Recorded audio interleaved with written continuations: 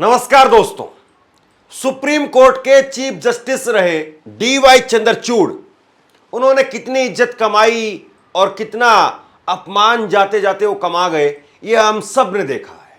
कैसे मोदी सरकार के खिलाफ जब जब बड़े मामले निकल करके सामने आए तो उनके जो फैसले होने चाहिए थे वो फैसले लोगों के अंदर एक धारणा ये है कि वो नहीं हो पाए, चाहे वो EVM की बात हो, चाहे वो इलेक्टोरल बॉन्ड की बात हो। और अब सुप्रीम कोर्ट के अंदर DY चंद्रचूड़ के बेटे अभिनव चंद्रचूड़ वो वकालत की शुरुआत कर रहे हैं। और वकालत की जब वो शुरुआत कर रहे हैं तो सबसे बड़ा जो पहला हाई प्रोफाइल केस उनके हाथ में आया है वो है रणबीर इलाहाबादिया का केस। वो रणबीर इलाहाबादिया जिसने मां बाप को लेकर के बेहद गंदा, बेहद अपमानजनक सबके सामने एक जोक किया था। कहने के नाम पर वो जोक था, लेकिन सब जानते हैं कि उसके दिमाग की गंदगी वो निकल करके बाहर आ गई थी। और ऐसे लोग पैसे के लिए कहीं तक भी जा सकते हैं। लेकिन रणबीर इलाहाबादिया ने जो कुछ किया सो किया। उसके साथ साथ DY चंद्रचूड़, पूर्व CGI के बेटे अभिनव चंद्रचूड़, उनको भला क्या जरूरत थी? उन्होंने रणबीर इलाहाबादिया का केस ले लिया। आप हैरान रह जाएंगे, एक CGI का बेटा जिसके पास में संभवतः पैसे की कोई कमी नहीं है, लेकिन उसने रणबीर इलाहाबादिया का केस लिया। रणबीर इलाहाबादिया को बचाव करने के लिए वो सुप्रीम कोर्ट में उनकी तरफ से पेश हो गए।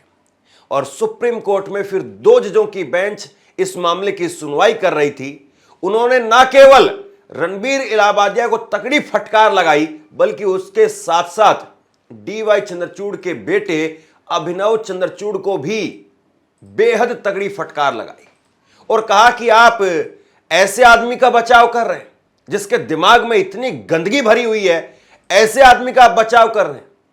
और DY चंद्रचूड़ के बेटे अभिनव चंद्रचूड़ ने सुप्रीम कोर्ट में जितनी भी दलीलें दी, उनको एक एक करके सुप्रीम कोर्ट ने ना केवल खारिज कर दिया, बल्कि अभिनव चंद्रचूड़ को तगड़ी फटकार भी लगाई। यहां तक भी सुप्रीम कोर्ट ने कह दिया कि तुम्हें अपनी पोशाक, अपनी वर्दी का भी ख्याल नहीं है।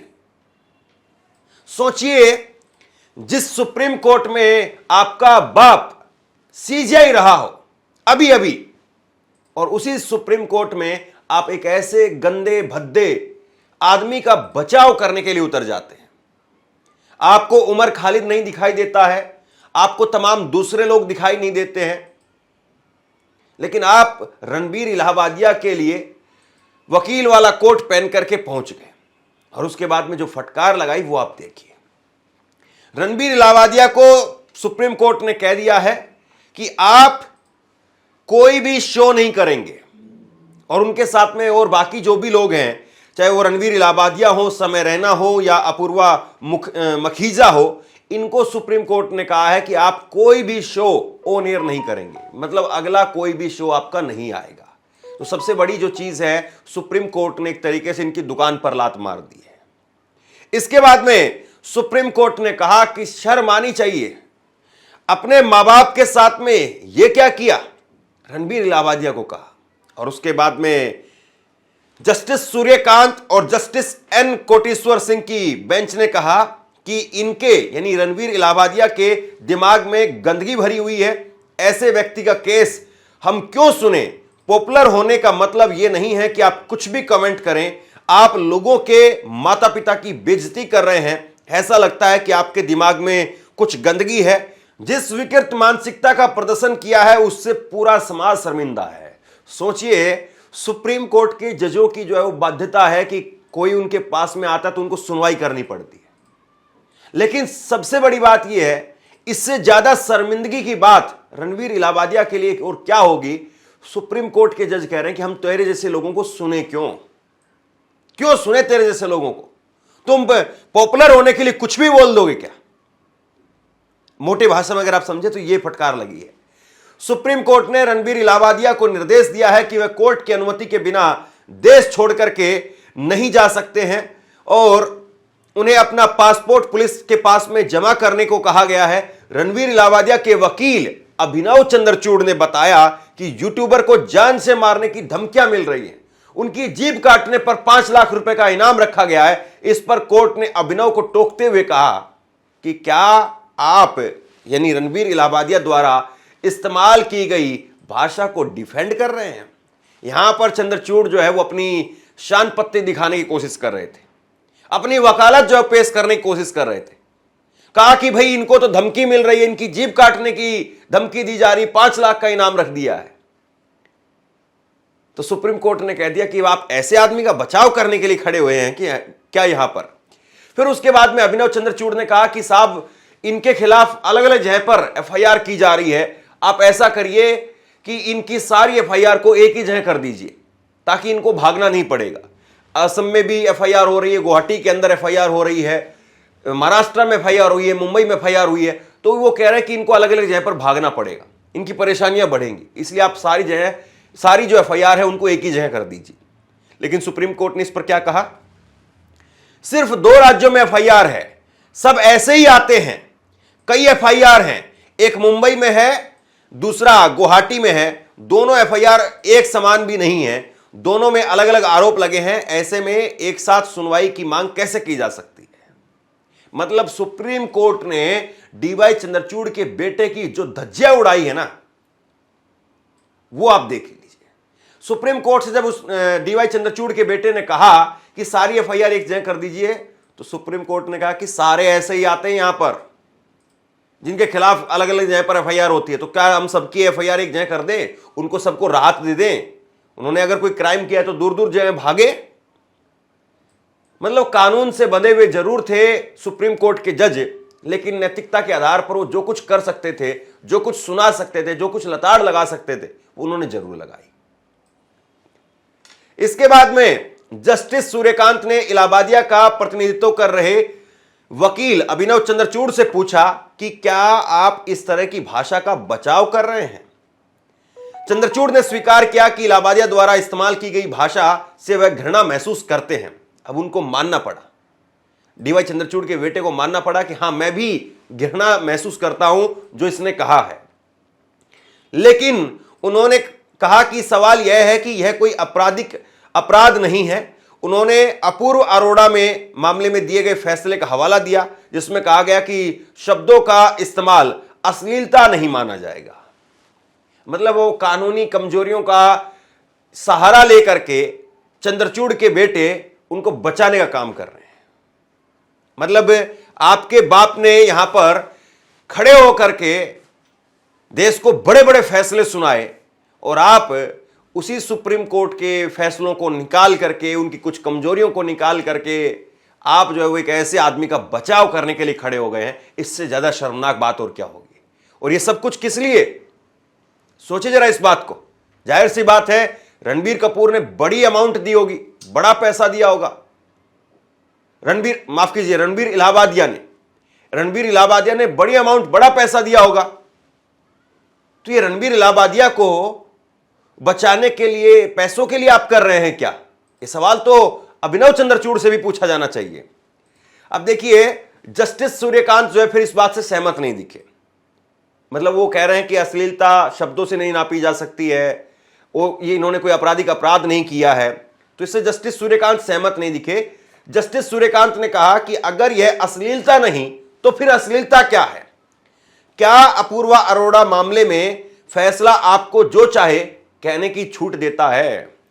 सुप्रीम कोर्ट के जज बड़े भड़के हुए थे। उन्होंने कहा कि भाई अगर यह अश्लीलता नहीं तो फिर क्या है। और ऐसा थोड़ी ना है कि किसी मामले का आप हवाला लेकर के कुछ भी बोलने लगेंगे। इस तरीके से धज्जियां उड़ाई गई हैं। और आगे देखिए जस्टिस सूर्यकांत ने फिर इसके बाद में कहा कि उनके दिमाग में बहुत कुछ गंदा है जिसे उन्होंने कार्यक्रम के अंदर उगल दिया।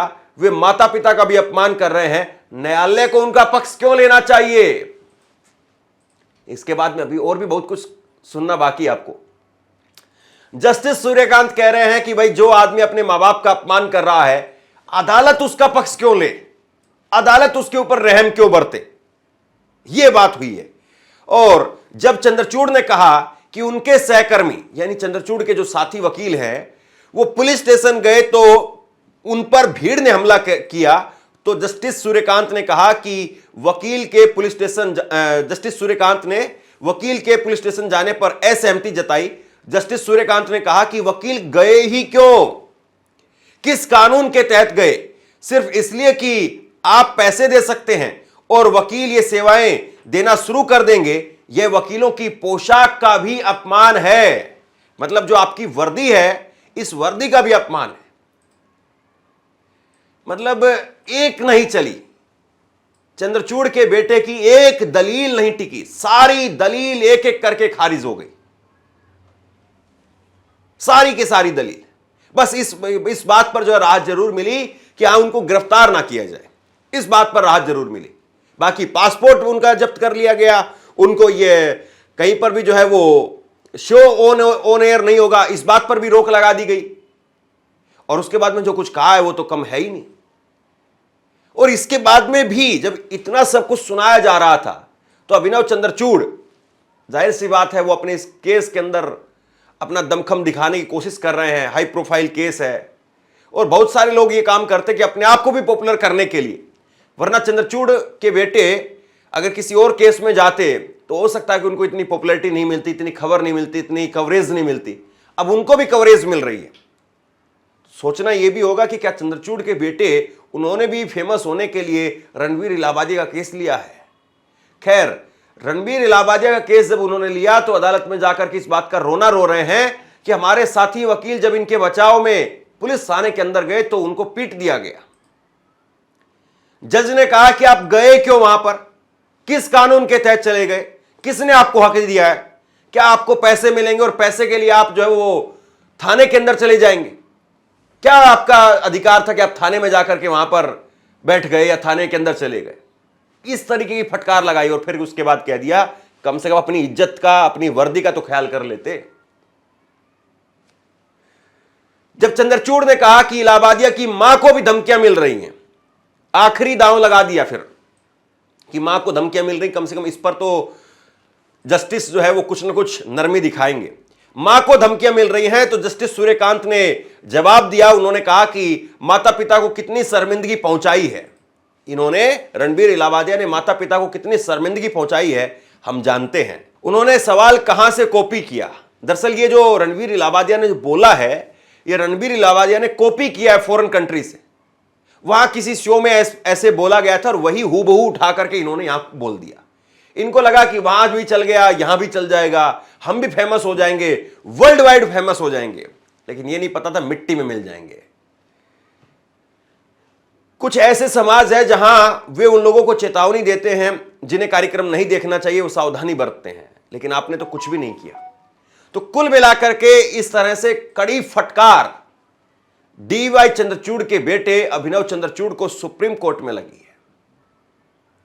सोचिए, उनकी पिता की साख पर भी बट्टा लगा दिया। हालांकि बहुत लोग यह भी कह सकते हैं कि डीवाई चंद्रचूड़ ने अपनी खुद की साख पर बट्टा तो तभी लगा लिया था जब उन्होंने कहा था कि राम मंदिर का फैसला देने से पहले मैं राम जी के सामने बैठ गया। हालांकि जब अभी बीबीसी का इंटरव्यू हुआ तो डीवाई चंद्रचूड़ अपनी बात से पलट गए। अभी तो देखना यह है कि पलटी मारते मारते ये लोग कहां तक पहुंचते हैं। कम से कम डीवाई चंद्रचूड़ को ही इस बात को देखना चाहिए था कि उनका बेटा इलाहाबादिया जैसे आदमी का केस ना ले, उसके लिए बचाव में ना उतरे, लेकिन शायद उन्होंने भी नहीं रोका। आप बताइए कि क्या ऐसे आदमी के साथ में खड़ा होना वो जरूरी था? क्या आपको खड़ा होना था तो उमर खालिद के लिए खड़ा नहीं हो सकते थे? 4.5 साल से उमर खालिद जेल के अंदर है। और भी हजारों केस इस देश में, लाखों केस इस देश में पेंडिंग है। कई हजारों केस तो ऐसे होंगे जिनमें त्वरित सुनवाई की आवश्यकता है, लेकिन वहां पर नहीं होता है। तो बहरहाल अभी देखना यह है कि सुप्रीम कोर्ट इस मामले में अब अगली सुनवाई के अंदर क्या कुछ फैसला देता है। सुप्रीम कोर्ट ने अपनी सुनवाई के अंदर जो कुछ कहा उसको लेकर के आप क्या सोचते हैं, नीचे कमेंट बॉक्स में अपनी राय लिख करके जरूर बताइए। इस वीडियो को शेयर कीजिए और इसी तरह की तमाम खबरों के लिए ऑनलाइन न्यूज़ इंडिया को सब्सक्राइब कीजिए। आपका बहुत बहुत धन्यवाद।